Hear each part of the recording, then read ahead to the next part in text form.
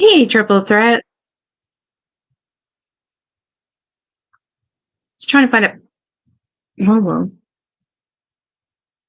Just trying to find a background.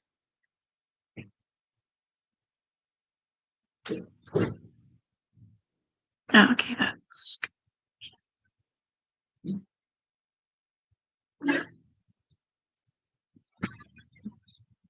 what's up, dog?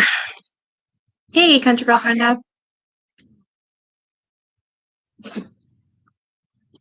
Jack, what's wrong? I didn't even mention what's her face's name this time. Shh,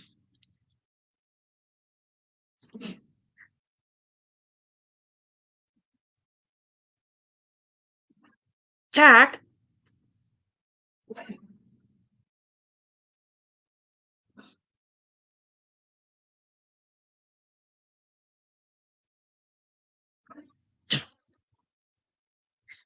Okay. So you guys get to see my video.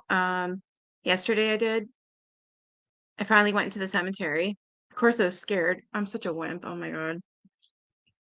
But I have an EMF detector, so I used actually, no, I didn't. I didn't even get to touch it. My son used that and then took off on me. So a lot of that video was like me calling his name. Blah. All right. We are on. We are almost done. Holy. So now we're on part 3. Hey, Zuna. So chapter 29. This one is called, oh wow, solitary confinement. Yeah, I'm a chicken shit. All of Rich's family were told to move back to Short Creek, while Rich and I repented. Again? Hold on, I'm gonna read the last part here. Oh yeah, I remember that. At that moment, I really needed a hug from him, and I knew he needed one as well. But we believed that if we gave in, we would have lost our family and each other forever. So instead, I just sat on Rich's bed and cried. Why is father doing this? It was as though he couldn't believe that some of us really did obey the teachings we were given, that some of us were capable of living our best lives, living our lives better than he had.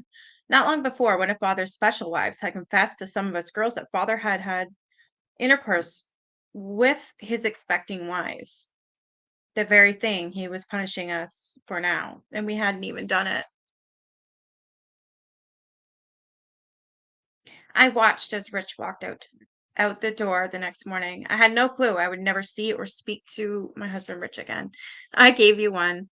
Yeah. You've been here for a long time. And I just figured you would like one. All right. So now we're on chapter 20. How did I get 29? Holy, I need to get my eyes checked again, I think. So this one's titled Solitary Confinement. All of Rich's family were told to move back to Short Creek, while Rich and I repented. My sisters all came to our house at R23 to help our family pack up our things. They were sad to see me go, and I was sad to leave them again. Angela and I secretly exchanged phone numbers, as we had in 2008. We had new numbers because father was always having the men change them so that we couldn't contact each other. You're welcome. I gave someone else one too, and I can't remember who. We traveled as a family down to Short Creek, all of my sister wives and all 22 children. When we arrived, Mabel, one of Uncle Lyle's wives, picked me and Nathaniel up and drove us over to the triplexes. Ours would be triplex 6. It had 2 bedrooms and 2 bathrooms. There was a nice kitchen and dining area and a small living room at the front of the house. These buildings were new, so the living conditions were pretty good.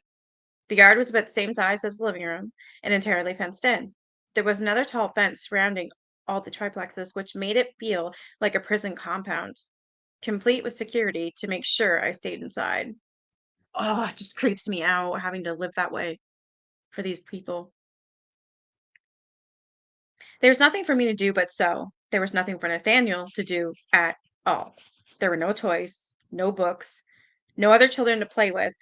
I played with him, but he soon got tired of our games. There was nothing to engage him in the yard either, except grass. I was so happy to have him, but I hated that he had to be in prison with me. Mabel would bring our food and sewing for me to do once a week, but other than that, I had no contact with anyone. Father could write letters and make phone calls and receive visitors in prison. I had none of that. I couldn't even get past the gate because there was a code to open and close it, which of course I didn't have. I could have climbed the fence, but the guards kept a close watch on the place. Sometimes Nathaniel and I would watch people pass by through the holes in the fence just for something to do. I couldn't imagine that lifestyle. Oh my gosh. Wow, that is a prison. A couple of times in the first few weeks, my sister Angela secretly called me. Do you really believe father is getting into jail? I asked her. I was really discouraged, and I wanted her to understand that all the stupid stuff father was punishing us for was for no reason. I'm going crazy what power this man had in prison. And yeah, and he still has power. I understand people have rights, but what he's doing and what he's saying, cat here. Um, he shouldn't, I'm sorry, he shouldn't have anything. I don't agree with that. I don't think he should have any way to contact the outside at all.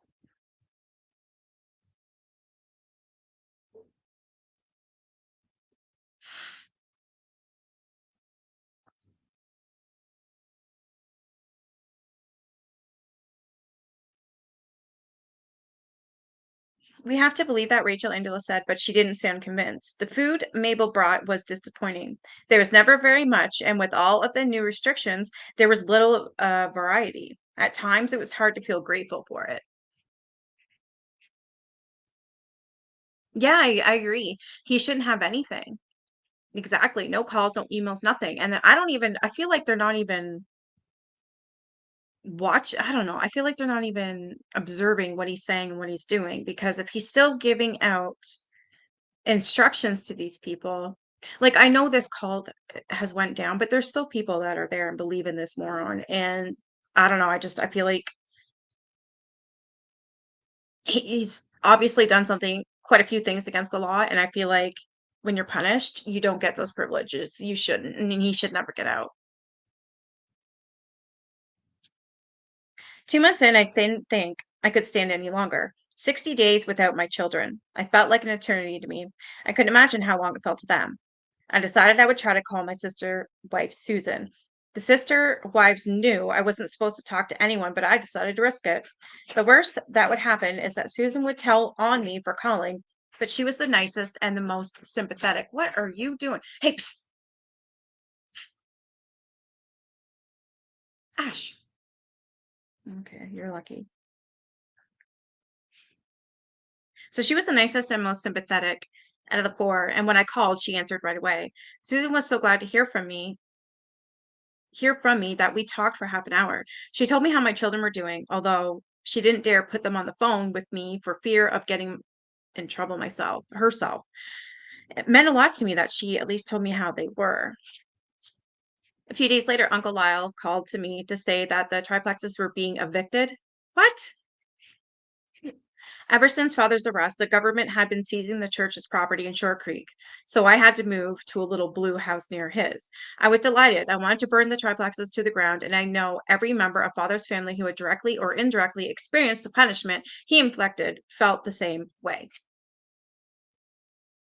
My new home was older, but it worked, and I was glad for the change. There was an unfinished addition that was rotting away, but it had an upstairs where I could look over the town. There was no fence when I moved in. Though Uncle Lyle fixed that in a hurry, within a week there was a high solid barrier with an iron gate. I hated it, but at least there was no code to open it.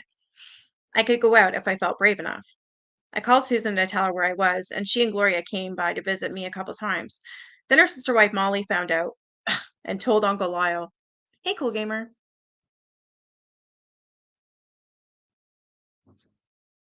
So she told on her. He was furious with all of us, so the ladies cut off communication with me after that. Wow. Every Sunday, I called Uncle Neffy to ask him if father had sent a message for me to return to my children. He always said the same thing. No, Rachel, I ask him about you, but he won't say anything. It was freshly devastating to hear this news every time. Stop it. No. Hey, stop. Yeah, you. Stop it. No. Hey, what are you doing? Stop it. Freaking cat's trying to climb the damn wall. What are you doing? You crazy brat. Our yard was nothing but sand. So as the weeks passed with nothing to do, I stopped receiving new sewing after a while. I started taking Nathaniel on walks in the alleyway behind our house in the evenings. Sometimes security would stop me and ask what I was doing. Just going for a walk, I'd say, and continue walking. I didn't care what they told Uncle Lyle. I prayed every day that I would return to my children. We had been taught that if we prayed in faith and obeyed the prophet, that we would be blessed. But a little voice in my head kept telling me that everything was pretty messed up. I believe Father was trying to break me down and make me think that he was innocent, that he was a better person than me, and I wasn't going to let Father do that to me. I began to think the most wicked thing possible. I wanted to leave the church. I wanted to find my children and go. I tried to come up with that plan, but I didn't know where to go or what I would do. I knew my mother's family were outside of the church, but I didn't know where they lived or how to get in touch with them. The mere idea of bless you. The mere idea of leaving was so big and scary. I just said bless you to my cat. I'm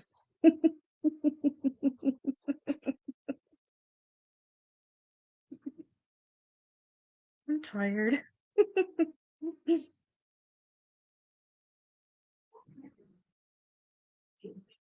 What is it? 7 o'clock Zoomy time for you every night? Gosh, stop it. I tried to come up with a plan, but I didn't know what to do, where to go. I knew my mother's family was outside of the church, but I didn't know where they lived or how to get in touch with them. The mere idea of leaving was so big and scary, I would only let myself think of it a little bit. Besides, it hurt to think that everyone I loved in the church, all my family, would never speak to me again. So, no matter how much I thought about leaving, I always came to the same conclusion: I had to stay. Late one night in April, my phone rang. Rachel, I know it's really bad of me to call, but I wanted to make sure you're okay. I heard you've been alone for 3 months. 3 months. Teresa, I'm so glad to hear from you. I couldn't remember the last time I'd spoken to her. We talked for over an hour. She told me Angela had gotten in trouble the last time I spoke with her, which is why I hadn't heard from her since. It was brave of Teresa to take the risk of calling me. Angela and I are putting together a box for you. We're going to say it's your stuff anyway, so Seth will surely bring it to you. Rich's brother, Seth Allred, was the designated delivery person for all of Father's family. We'll try to find things for Nathaniel to do, Teresa said. You can't just leave a kid out, like, and not have anything to do. You're pushing it, boy. Stop. Oh my God. Sorry.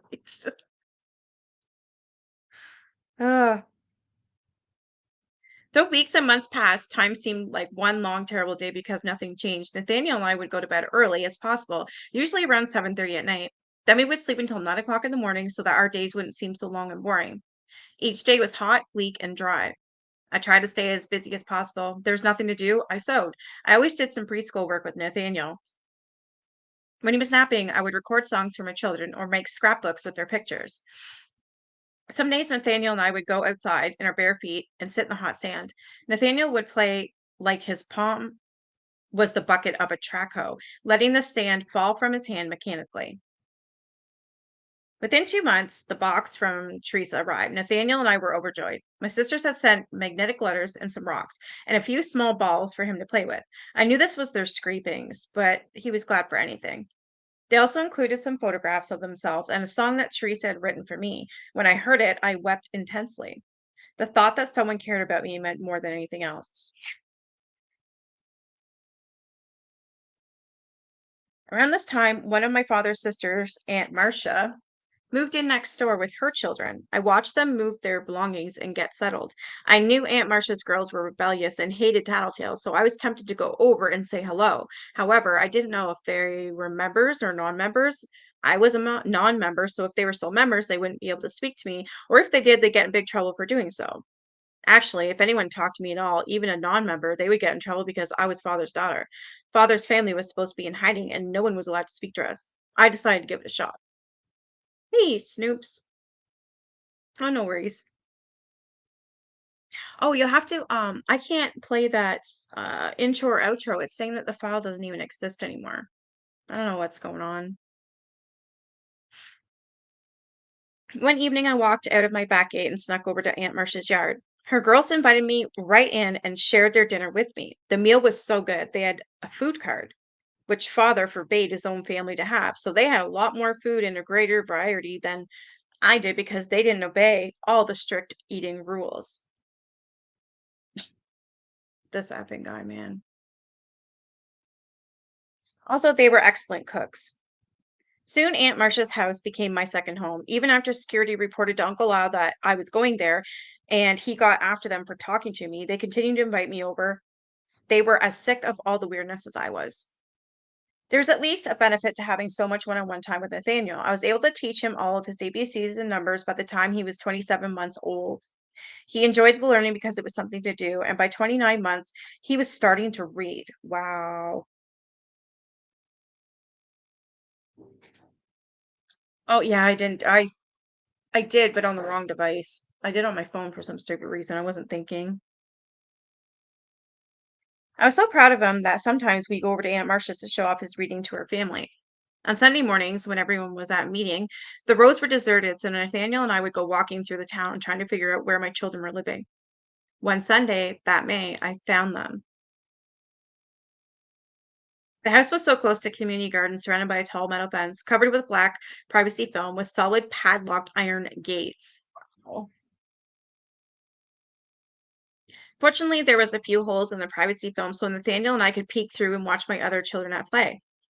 The property was quite big, and the house was set far enough away from the fence that there was no way to call to them without being heard by other children and their mothers. Instead, we contented ourselves with hiding in the clusters of trees just outside the fence so no one could see us watching. Nathaniel quickly learned how important it was to be quiet on these expeditions, as though he could sense the danger of our situation. I was very proud of my little boy. I continued to spend time with Marcia's family that month, helping with the cooking and the cleanup.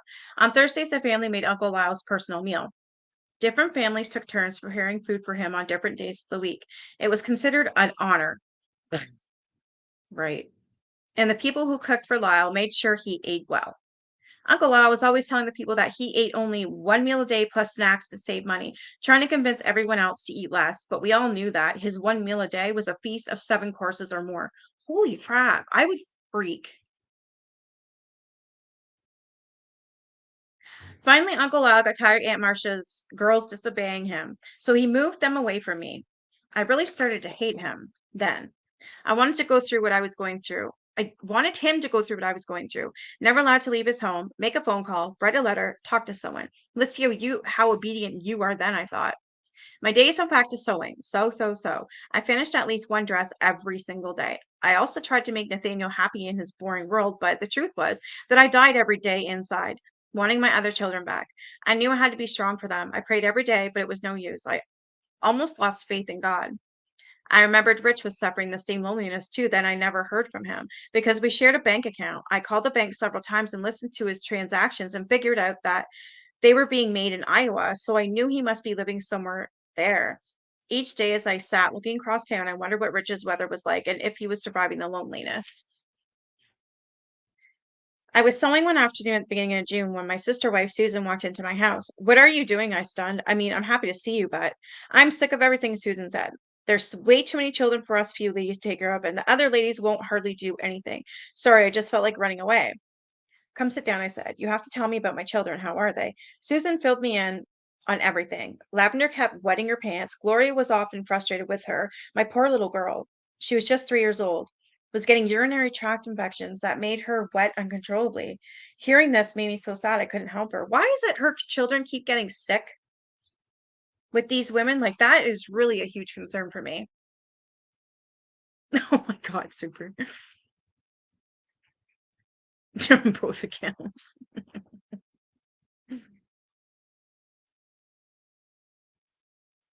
I come every Sunday and watch you guys through the fence, I said. Really? I should have Barbie come out and talk to you next Sunday. I don't dare send the younger children in case the other wives found out, though. Please do. I would so much appreciate it. I hugged Susan before she left. Please pass that hug on to all my children for me. Susan promised that she would. The next Sunday, I took my usual walk over to their house. After a few minutes, Susan slipped through the gate, shutting it behind her. We talked for a few minutes, and then she said, I'll try to get Barbie out here without anyone seeing. This is crazy. I watched through the whole waiting for my oldest girl, who had just turned 10. After a few minutes, Barbie stepped out the front door. Immediately, a window opened, and I heard Gloria yell, "Barbie, I know who's at that gate. Don't you dare go there. You come in this house right now."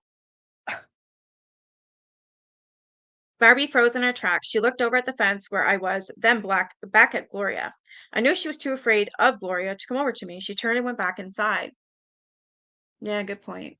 Peas and legs. Some of the other children were playing in the yard. Molly came running out to gather them up and usher them back in the house. I wanted to march in there and take my children away from those women. I know I would have.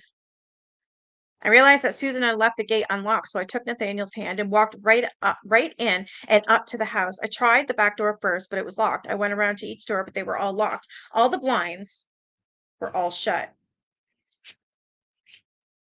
One window was downstairs.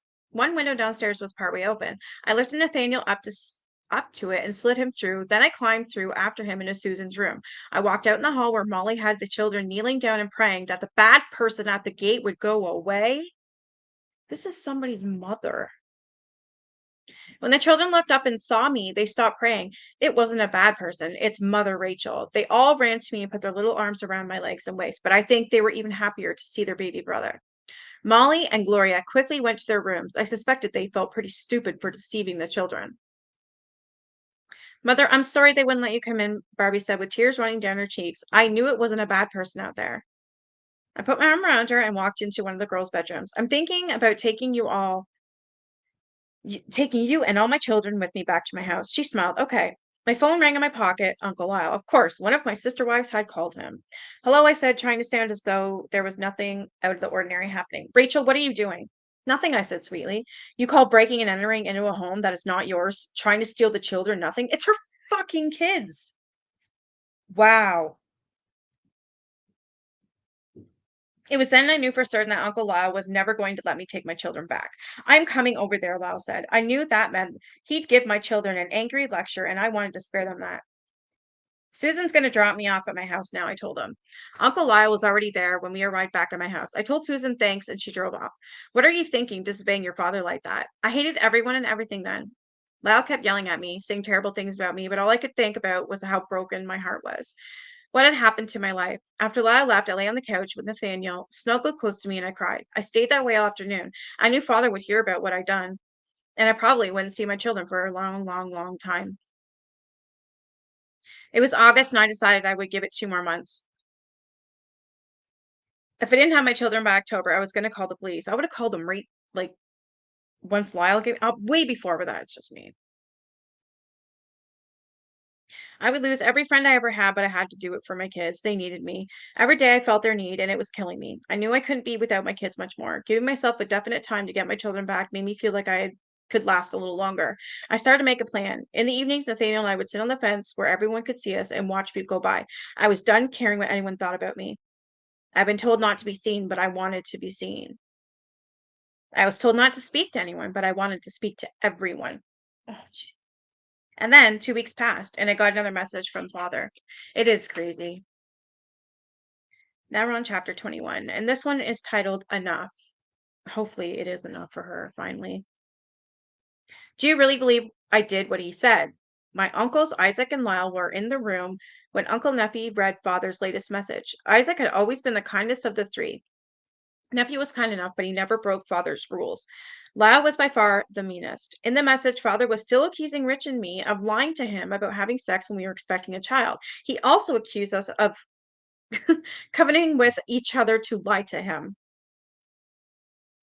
It's God saying you did, and God knows everything you do, Nephi said. God knows I didn't do that, I said. He wouldn't tell me I did something I didn't do. Isaac got up and walked out. Rachel, you need to confess, Lyle said. I have nothing to confess. Do you not accept this message of the Lord through your father? Nephi asked. What? I could feel my patience draining from my body. Do you accept this message from your father? I accept this message as coming from my father, yes, from father. I knew God was not speaking to him. This charade was so stupid. My uncles told me to write a confession to father and left. That July day it rained. It had been a dry summer without a drop of rain through May and June, and I was ready for a change in the weather.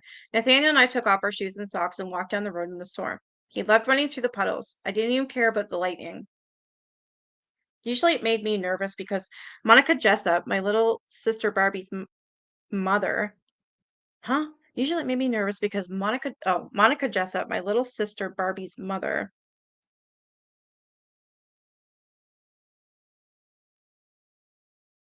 I'm confused. Hey, Esty. So Nathaniel loved running through the puddles. I didn't even care about the lightning. Usually it made me nervous because Monica Jessup, my little sister Barbie's mother, had been struck by lightning and nearly died. Today, nothing mattered. I was so sick of all the ridiculous things I was repeatedly told about myself. But Barbie's mother is Rachel. I'm confused, or am I totally reading this wrong?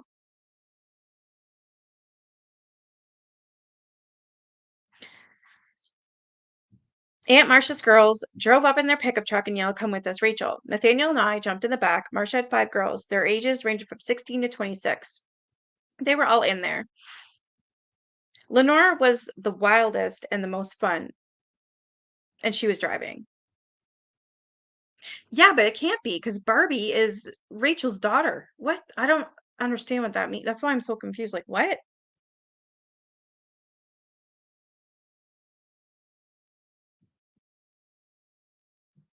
No, oh my God, maybe yeah, I thought Barbie was her daughter. Yeah, it is very confusing.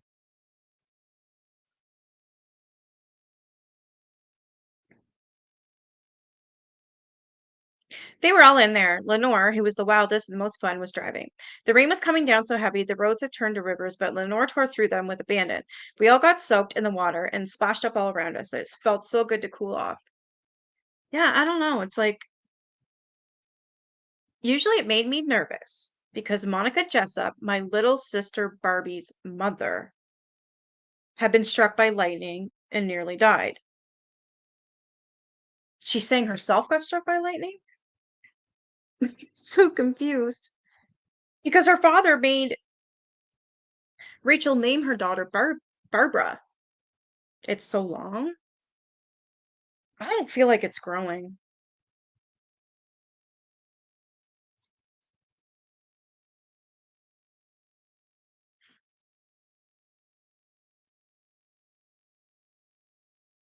So we all got soaked as the water splashed all around us. It felt so good to cool off. I wanted the rain to never stop.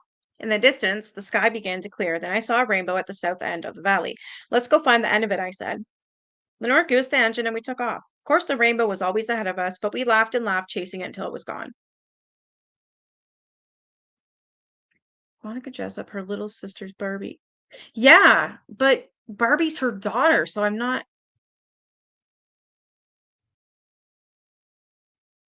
Barbie's mother had been struck by lightning. This is so, I don't get it.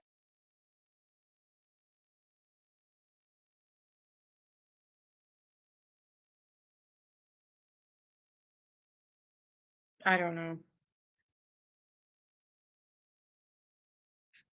I got to know more and more of the teenagers in Short Creek through Marcia's girls. They picked me up at least once a week to do something with them. One day we were taking a walk through town in another downpour, and I said, "Let's walk down by where my children lived." We headed off towards the community garden. As we got closer, I saw my sister wife Molly sitting under a colorful beach umbrella while all the children, including mine, were running around in the rain. Molly looked up and saw us. You'd think she'd seen a ghost. She grabbed the umbrella and started running. "Get in the house now," Molly screamed at the children. "Go now." The children looked around to see what the danger was as Molly started shoving them through the gate into the yard. I smiled and waved as the last head disappeared. Marcia's girls were furious on my behalf. "Who the hell does she think she is, treating you like you're some criminal?" "She sure looked ridiculous, running like a maniac with that huge rainbow umbrella," I said. With that, a couple of the girls climbed the fence just to annoy Molly. We were all laughing. I'm so glad she's finally doing not listening to her father. This is how it was between members and non-members, even if they were in the same family. Members treated us like we had some terrible contagious disease. This is what my father had brought. I realized father was causing a lot of people to turn into lunatics. I was never going to make it to October. In late August 2013, I wrote to Father. It had been 6 months without my four older children, and I was pretty close to done. I was seriously thinking about what it would take to live alone in the outside world. It was a scary thought, but I couldn't go on like this. My children needed me. Father, if I say what you want me to and confess that Rich and I covenanted to lie about a relationship, I will be lying, and God knows that. If I say we had sex when I was pregnant, I will be lying, and God knows that. I cannot lie. I believe God will stand by me if I stand by my truth.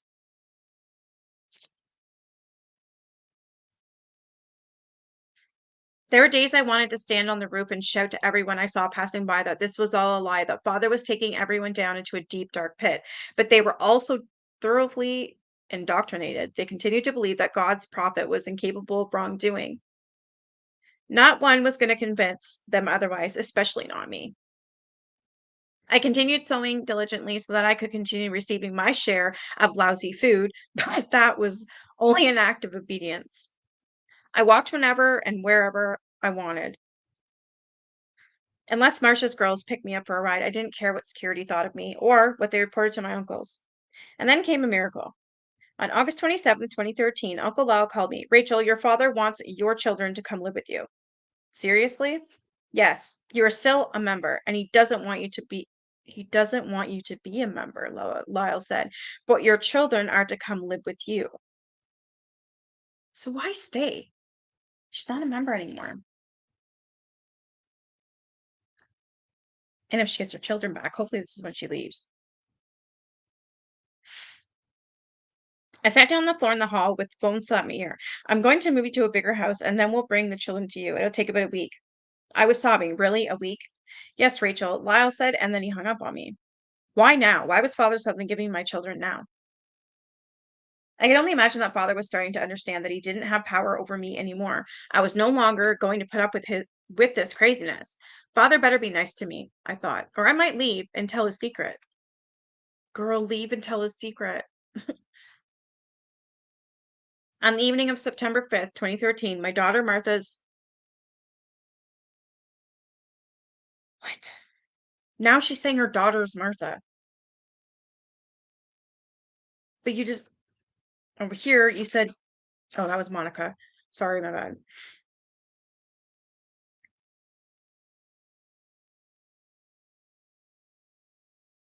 Whatever father was thinking, I didn't really care. I was so glad to be getting my children back and relieved that I didn't have to live with his sister wives. It would just be me and my kids in our own house. Didn't matter that we weren't members as long as we were together. On the evening of September 5th, my daughter Martha's ninth birthday, Uncle Lyle's son, Dalton, brought my children to me. It was the most grateful I had felt in my whole life. We had been apart for 7 long months. When they came inside, I fell to my knees and hugged and kissed them. As tears filled my eyes, the 3-year-old Lavender cuddled up to me and cried. We all went into my room and climbed onto my bed. We stayed there until talking until it grew completely dark. Comma after what? Monica Jessup? Yes. And Barbie's mother.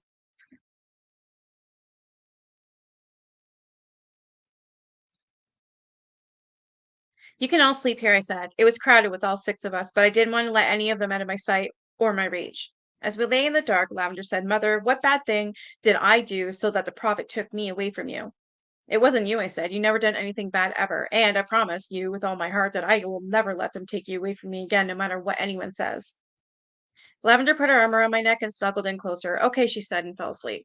So am I. I don't understand it either.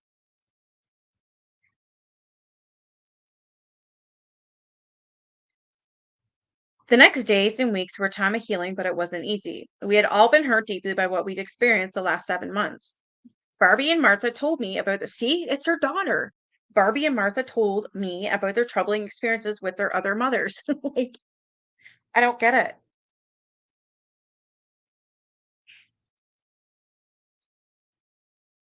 When Lavender wet her pants, Gloria wouldn't let her change to teach her lesson. You bitch. Leaving Lavender to cry in her bed all night because the wet pants made her sore. How could you do that to a kid? That is disgusting. Martha had spent most of her days in bed as punishment. She was an adventurous girl and got in trouble for anything fun she thought up to do. Rulon who was now 5, had been bullied a lot by the other children. Now we were together in a nice house. There were 3 bedrooms upstairs, one for me, one for the girls, and another for the boys.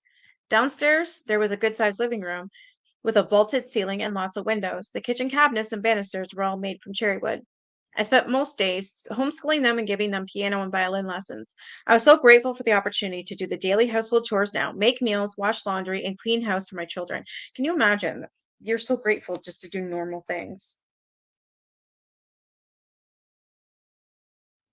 We were still forbidden to speak to anyone or go anywhere, but sometimes we'd sneak out and go for a hike up the mountain.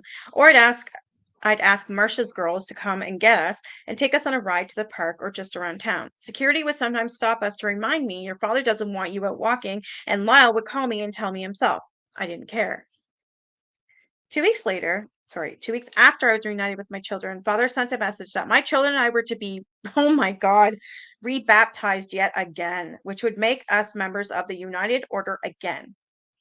Once, this would have made me happy, but now it was hard to come to terms with becoming a member again after all that had been done to me and my family in the name of the church. Uncle Lyle sent one of his daughters to tend my younger children while Barbie, Martha, and I were baptized. I'd lost count on how many times I'd been through this ritual. Uncles Isaac, Nephi, and Lyle were all there to perform the ceremony. There was a large baptismal font in the center of the room. Nephi baptized us, each of us in turn. Then Isaac and Nephi laid their hands on our heads to bless us. Lyle stood by and took notes. After that, we started attending general meetings again. My girls hated meeting and tried to find any reason at all not to go. I hated having them go too. It was also depressing. We had to sit in a small side room. Since we were part of Father's family and supposed to be in hiding, Father's family was always treated as better or above the other members of the church, so we were not supposed to be seen by anyone. The meetings were longer and worse than ever. Father's revelations were more and more extreme. Everyone had to covenant by the end of the year that they would think only pure thoughts. If you broke that covenant, say a boy thinking romantically about a girl or a wife wanting to have sex with her own husband, you had to confess, repent for a time, and then be rebaptized. The children were told that if they even thought a complaint about a chore given to them by their parents or priesthood head, which was any man put in charge of them, they would have to confess and repent. Increasingly, I wondered how the people could put up with it. In March 2014, my sister Shirley, who was 2 years younger than me, moved in with us for a month. Father had sent her to Short Creek to repent. I was happy to see her and have another adult to talk to. Shirley had been married to my husband's brother Seth, but she never had any children. From the day of her wedding, she had never let her husband touch her. Wow.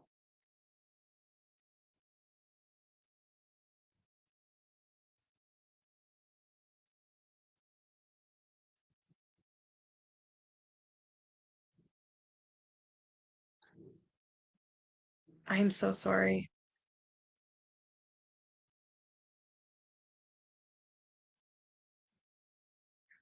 That bastard.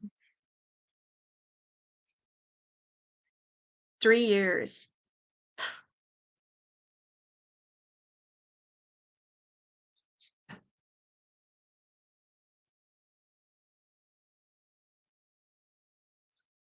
Yeah, I can imagine you were there for, yeah.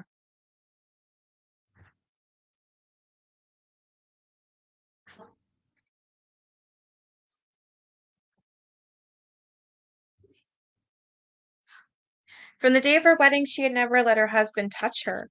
While she lived with us, she kept herself locked in her room because she was afraid of my little boys. What?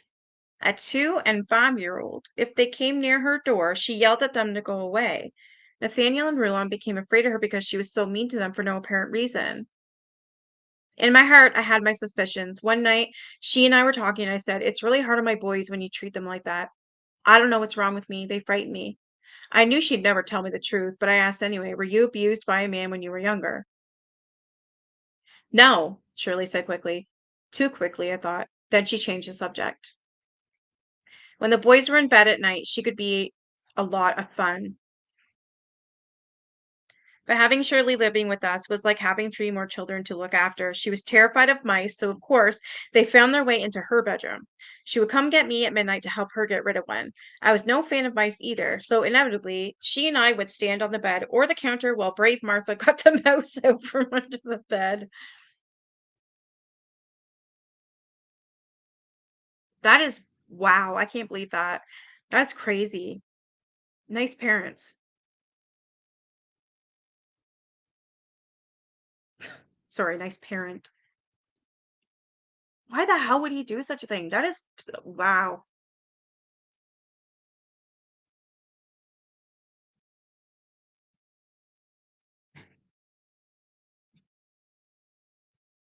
When father sent her back to her husband, I was a little relieved. I felt terrible for her, but it was the best thing for my sons. The first Sunday in May, Martha stayed at Uncle Lyle's house to tend the younger children while Barbie and I went to the meeting. When we got back, Martha was crying hard. We saw father, she said between sobs. They had been walking on the back lawn when they saw Rich running down the porch stairs. Unbeknownst to us, Rich was living at Lyle's house. He stopped at the bottom when he saw his children. We yelled father, but he just stood there and looked at us. Martha said. Then he turned and ran the other way down the path. He made her cry all the harder. He didn't say anything. I felt so wicked for just seeing him. I pulled Martha close to me and wrapped her in my arms. You did nothing wrong, I told her. I couldn't believe that Rich did not go to his children and hug them, not even his baby. I knew he was loyal to father and that father told him that he couldn't have contact with his own family, but run away from his own children in front of them, it seemed really rude and crazy to me. Well, your dad can F off. He should be ashamed of himself. That is disgusting.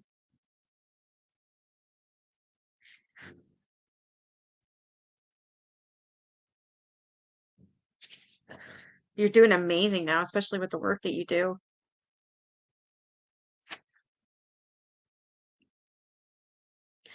Chapter 22, Flirting with Damnation. Rulon fell out of the kitchen window. Martha screamed from the kitchen. I ran up from the laundry room where I was folding clothes. He was sitting on the windowsill, leaning against the screen, and it gave out, she said. Oh my God, this poor kid. I looked out and he was on the ground unconscious. I ran outside to him. He opened his eyes when I said his name, sat up and put his hand to the side of his head. Then he began to cry. I was about to call 911, but then I remembered that in Short Creek, everybody was in the church, including the paramedics. No one was going to take us to the hospital without Uncle Lyle say so. I called Lyle and told him what happened. He told me to wait. Watch him and see how he does. Hell no. I would take him. I don't care. I'd walk. I'd hitchhike. Tempted as I was to go around him and call for help anyway, I knew no one would disobey Lyle. Rulon vomited several times during the night. Oh my God. And his head and eyes swelled badly. The next morning, a Sunday, I was required to go to Lyle's house for Sunday school. One of Lyle's wives always came to pick me and my children up and take me over there. The younger children would stay at the house while the older two and I went to meeting. Now that I was a member again, we were not allowed to miss any meetings. Too bad. Take your kid to the fucking doctor. If we had 10 children, we were required to go the following day and listen to a recording of the meeting. Sometimes meetings ran as long as 8 hours or so more. This is ridiculous. After Sunday school that day, wow, I took Rulon to see Lyle, who was clearly alarmed by the extent of the swelling. No shit. He started questioning me like he was with Child Protective Services, trying to pin the blame for Rulon's accident on me. He asked me what happened over and over to see if my story would change. I told you what happened. He fell out a window. Lyle told me that I need to get my kids and me on Medicaid and food stamps before I could seek medical attention for my son. Father had previously not wanted his family to take government assistance. But how long does this take? He needs help now. I could see there was no changing his mind, so I called Isaac since he was a superior in the church hierarchy to Lyle. Tell Lyle that I want you to take Rulon to the hospital, Isaac said. It didn't work. Lyle still wouldn't let us go. It took many days for Rulon's swelling to go down. I was certain he had a fractured skull, but we never got to find out for sure. I wouldn't even listening. I wouldn't listen to them at all. Are you kidding me? This is your child, and she allows it to happen again. Now I'm getting pissed at her for this.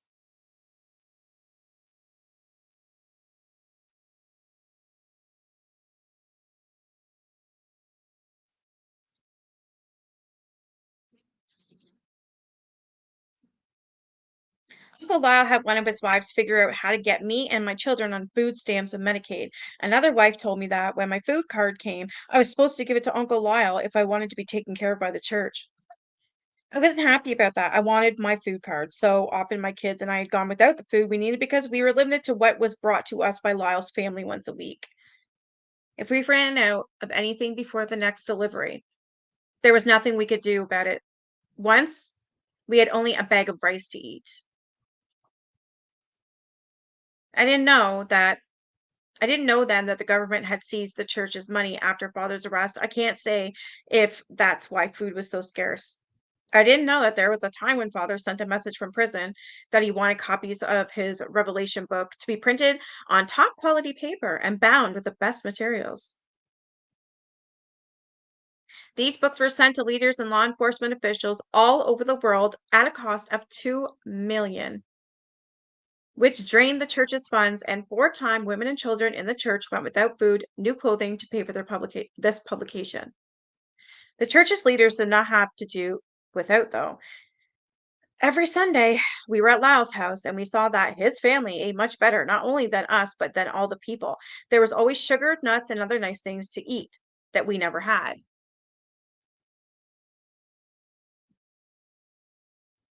When my food and mail were next delivered, Lyle's wife stood there waiting for me to hand over the food card.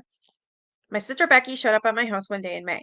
How did you find me? I was so happy to see her. I knew you were here somewhere, so I've just been walking around trying to figure it out. It turned out that her house wasn't that far from mine. Becky had her two older children with her now, but she hasn't seen her youngest two in 2 years. So she was still suffering. She had disobeyed father and Uncle Lyle several times and gone to the hospital for help. At least she went for her kids though. Like, come on. At my lowest times, I remember that you said anything is better than unaliving yourself. Becky told me that she'd hitched a ride out to Centennial, where our grandparents lived. She didn't know their address, but she tried to explain to me where the house was. I was really happy that she found her mother's parents. Naturally, security told Lyle that Becky had come over, and he called me to say I mustn't let her do that, but she continued to sneak over as often as she dared. And every night after I put the younger children to bed, my two older girls and I climbed out on the roof of our house while Becky did the same at hers. We would wave at each other and watch the sunset together. It made my life a tiny bit better. A month later in June, I was sitting in the van at Uncle Lyle's house waiting to go to a meeting when I saw my sister Angela walking across the driveway. I jumped out and ran over to her. What are you doing here? I said. How, what do you think? Same thing as everyone else does here, repenting. Angela was now staying at Lyle's with her son, and we swapped phone numbers once again. My house wasn't far from Lyle's, so I would walk over and Angela would open the gate for me. We tried to be careful not to be seen by most of the time because we didn't want Lyle to get after us for visiting. This is this is nuts.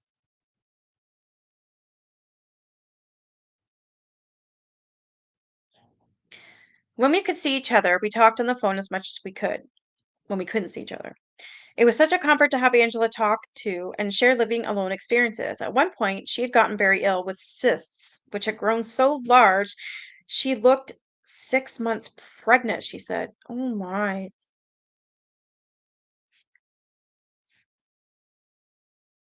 She wrote to father, but he wouldn't let her get medical attention. No, of course not. Angela knew if the cyst burst, she could die, so she decided to lie to her uncles. I told them I had appendicitis and they let me go to the hospital. She was really lucky. One of the cysts bursts on the way. The doctors were furious that she had delayed. We'd all had that experience of not being able to explain to the medical people why we couldn't get help sooner. Angela's health was still fragile after that. She took herbs and natural remedies to help keep the cysts under control, but invariably, someone would find out and tell father, and he would send a message telling her to stop taking them. It was as though father wanted to not wanted me to die, Angela said. Why would he do that? Yeah, exactly, Snoops.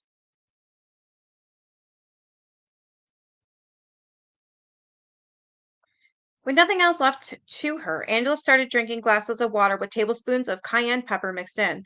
Fortunately, it worked, and the cyst shrank. She didn't dare tell anyone for fear they'd tell father, and this one thing that was helping her would be taken away too. This is sick. Wow.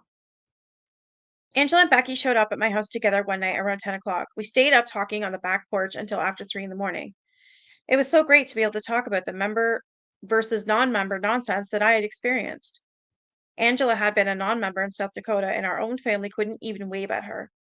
If she smiled at them, they would turn away because father had instructed them to. I want to go kick them all in the pants, I said. Now Angela and I were both members, and Becky wasn't, and we didn't care. We were not going to let that get between us. I vowed that I would never treat another person badly, no matter what the situation. It seemed unchristian.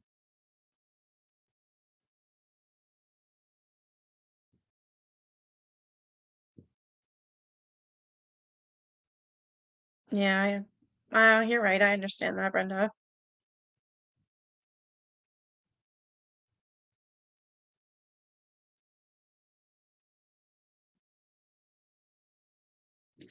I've seen families like that where the husband or the boyfriend literally sits at the head of the table, and we have to sit there and watch him eat whatever he wants, how slow he wants, and we all have to wait until he's done for us to eat. Like, I've seen oh my god.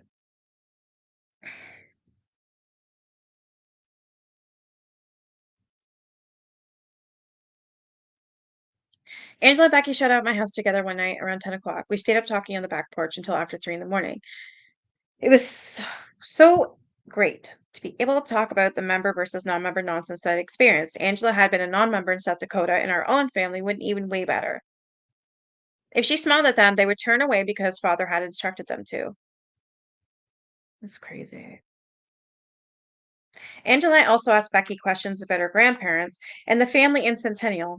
I could tell by their expression Angela was asking that the questions that Angela was asking that she was thinking about leaving the church too. None of us dared say it out loud to the others, or we would seal our damnation and live in misery forever.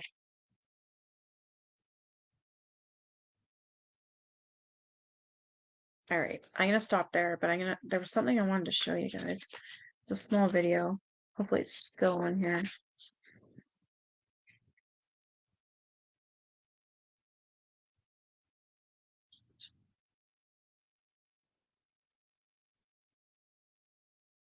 That's not it.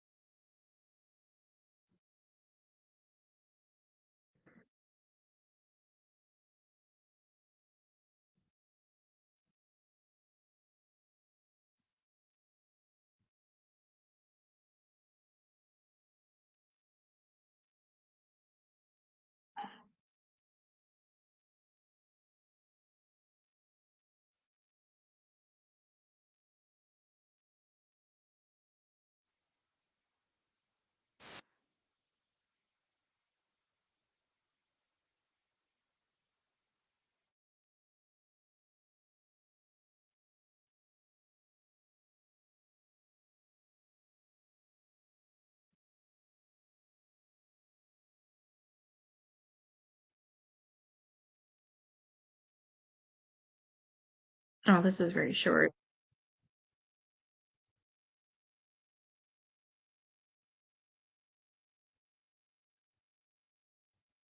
Rachel's Daring Escape. Season 1. Corsair, thin skin. Down there requires a special. Okay, we don't need no boat down there. Did you guys ever see that commercial about shaving down there? Oh my god, they literally have hairs that have faces on them dancing and singing. This is it. Special kind of care. Venus for pubic hair and skin. Uniquely made to. Okay, no. The other one was dancing. It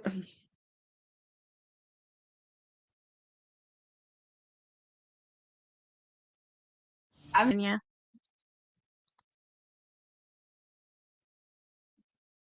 Shh, Jack. Jack. I'm gonna get off here. There's like people knocking on my door. My son's not here. He went outside. Jack, stop.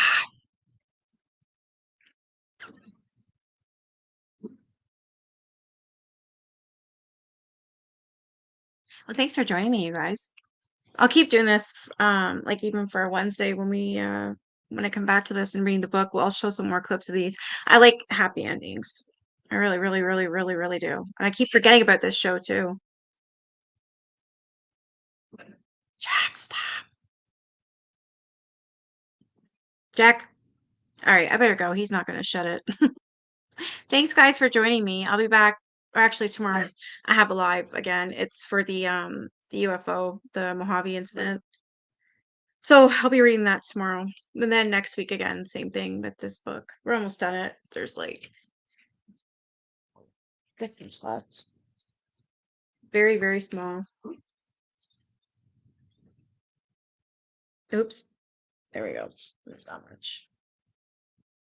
All right, you guys have a good night.